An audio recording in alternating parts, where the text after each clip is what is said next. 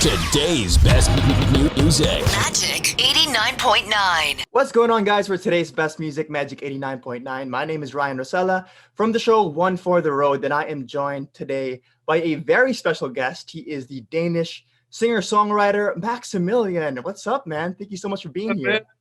It's great. Thank you for having me. Yeah, glad to have you. So I want to start off just, ask you how you've been. It's been a crazy couple of months around the world. So what has your quarantine life been like? Well, it's been really extraordinary for me because my life's kind of changed. Everyone's life changed back in March. Mine really did like that. It's been annoying having to go through lockdown and quarantine and this big change in life, but it's been so nice to get to meet all of you guys and have all these experiences in the Philippines and seeing my song getting this much support country. and yeah. So I don't know if you're aware, but if you Google Maximillian, one of the first suggestions is Maximillian real name. So on behalf of all your fans, I kind of just want to know, is Maximillian your real name? Maximilian's my real name. Right. So do your friends just call you Maximilian, or are you Max? No. Millie? Yeah, well, it's much easier just saying Max. So I'm mostly just Max. My friends just call me bro. Bro or dude, I'm sure. Maximilian is it was nice having to figure out what my artist name was because it was pretty obvious that was going to be it. But it's my real name. Okay, nice to know, and I'm sure all your fans are glad that they know it now. So speaking of your fans, you have so many fans here in the Philippines. If you check out Beautiful Scars, most of the comments are Filipinos, and they really support your song, and it's to the point that there's even a reggae cover of Beautiful Scars. And I saw it. I saw that. What did you think about it? I thought it was really cool because, when the song started getting a lot of attention in the Philippines, I saw people doing covers, just bedroom covers. Right. And then one day because we had in Denmark, we had this issue with music videos getting taken down because it was this big agreement with Google or something like that. And I got this VPN thing. And then my friend I can't remember, I think in the States, actually, he said, hey, have you seen this cover they did? It's like a reggae cover. These guys, it's a Chocolate Factory, right? Chocolate Factory, right? Yeah. And it was really cool. It's really nice. It's nice hearing your song in a different way, in a different universe. It's another person's take on it, and it was really fun watching. And the guys really did a great job. Right. So as an artist, how does it feel when another artist covers your song? I know that your song is your baby in a sense, right? Yeah. So how does it feel when another artist kind of handles your baby?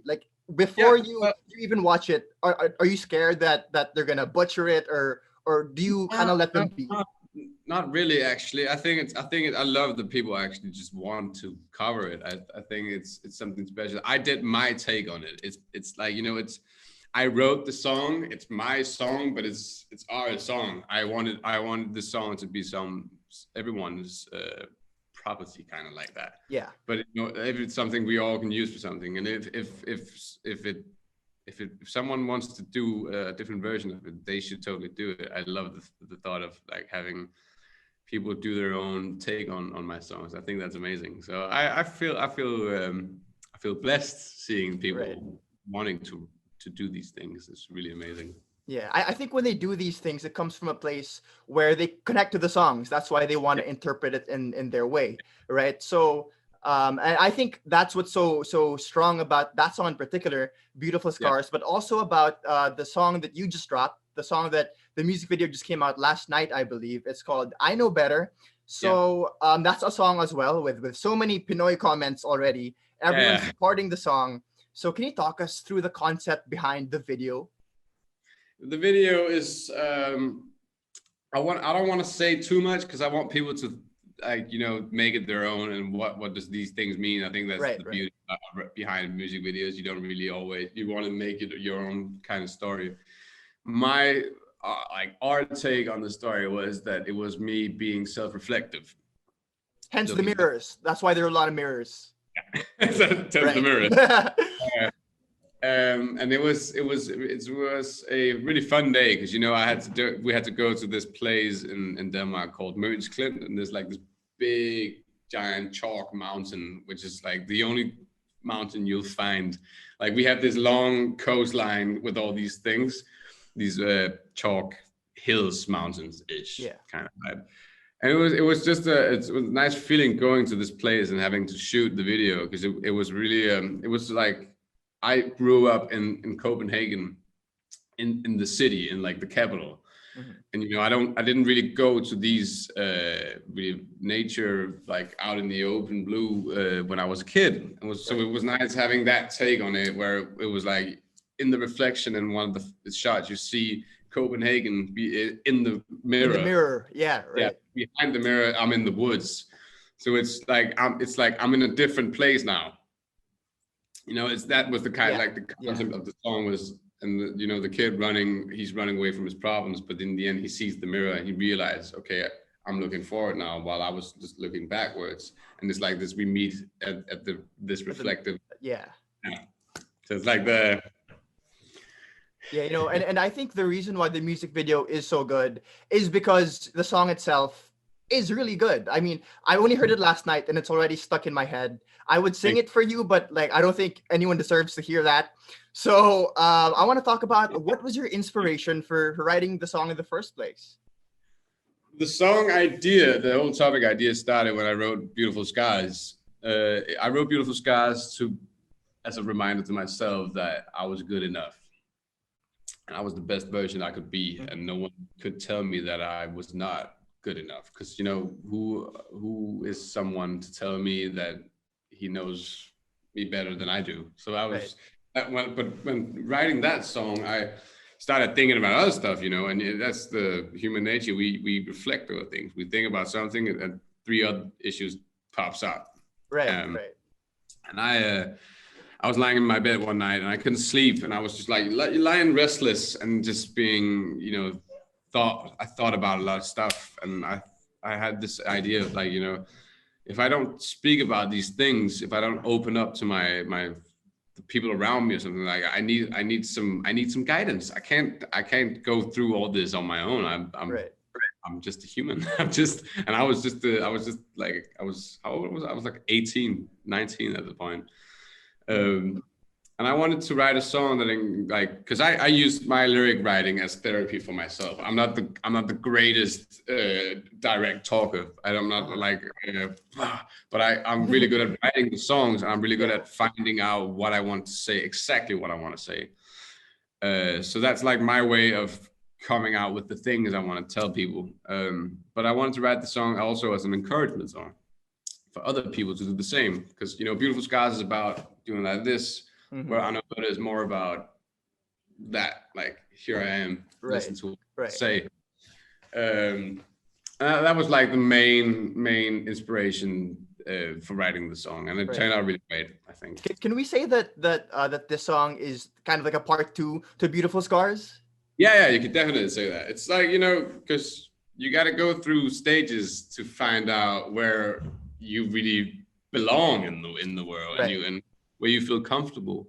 And I think it's a long road, and it's a lot of decisions and thoughts you have to go. It's a long thought process, but I think in the end, when you've done all these you know, self accepting thoughts and all these things, I think you're gonna come to a place where it's just so much more good than like, I remember when I was not feeling as confident as I was when I was younger, and looking back today, I can just see how far I've come in life, and how much more happy I am than was, you know, pushing everything down and just keeping it for myself, and not like keeping it in and stuff. Yeah, exactly. So you wrote the song when you were much younger, as you said. So obviously before the quarantine, right? Yeah. So How has your songwriting process changed now that we are in quarantine? Well, it's become a little bit harder, writing the songs because you can't really go out and meet people and interact that much with people as you used to.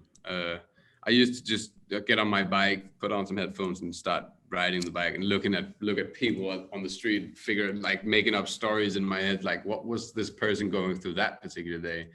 What was this person thinking about right now? Why is that person smiling? Why is that person crying? Like those things, and like going in the nature. And so I had to find out another way, of finding inspiration, and that was just looking inwards. And that's, it's always difficult when if you have to think about stuff you don't want to think about. Right. But in this quarantine thing, you got to do it. You're forced to do it. You have no other choice. Perfect time. It's the perfect time for it, and there's no way around it.